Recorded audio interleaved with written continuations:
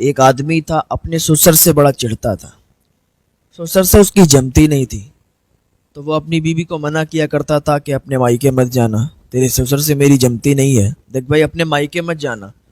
تو بیوی ضد کیا کرتی تھی جائیں گے جائیں گے۔ تو ایک دن وہ باہر جا رہا تھا کام کرنے کے لیے، اور اسے لگا یہ تو مائکے چلی جائے گی، سسر سے ملے گی جا کے۔ تو ہوتے ہیں نا کچھ لوگ چڑھتے ہیں، تو کہا اگر تو اپنے باپ کے گھر گئی تو تجھے طلاق، یہ کہہ کے چلا گیا سفر پہ، تجارت کے لیے چلا گیا کچھ دنوں کے لیے۔ اب ادھر اس کے باپ کی طبیعت خراب ہوئی، جب اس کے باپ کی طبیعت خراب ہوئی تو اس کا بھائی اسے لینے کے لیے آیا، تو اس نے منع کر دیا کہ نہیں میں نہیں جا سکتی، میرا شوہر کہہ کے گیا ہے اگر تو باپ کے گھر گئی تو تجھے طلاق۔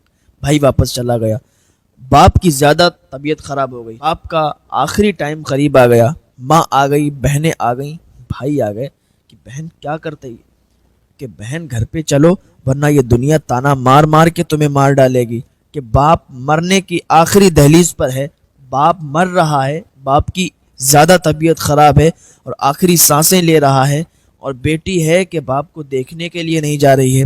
اس نے کہا ماں میں مجبور ہوں، میں نہیں جا سکتی، اگر گئی تو طلاق پڑ جائے گی۔ ماں بھائی بہن واپس چلے گئے، اور کچھ ہی دنوں میں اس کے باپ کا انتقال ہو گیا۔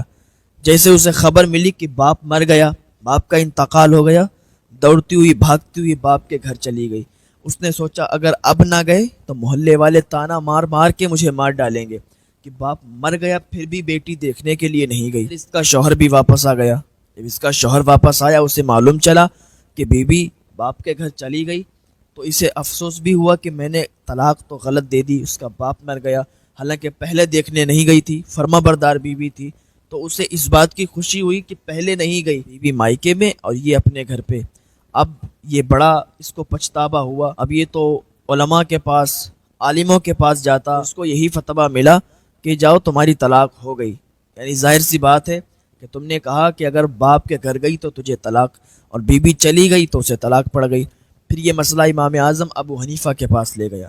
امام اعظم ابو حنیفہ نے فرمایا کیا مسئلہ ہے، تو سارا مسئلہ بیان فرمایا۔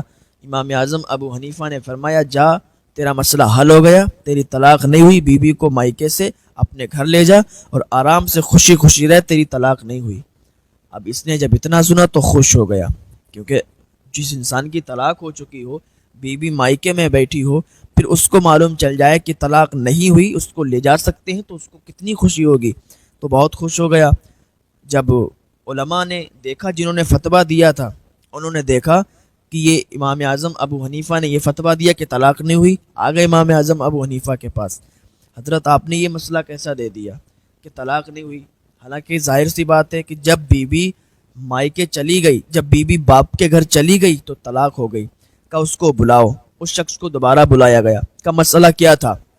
کا مسئلہ یہ تھا کہ میں نے کہا کہ اگر تو اپنے باپ کے گھر گئی تو تجھے طلاق، اور وہ چلی گئی، باپ مر گیا وہ چلی گئی تو اسے طلاق۔ حضرت ان لوگوں نے فتویٰ جو دیا ہے وہ آپ کے سامنے ہے۔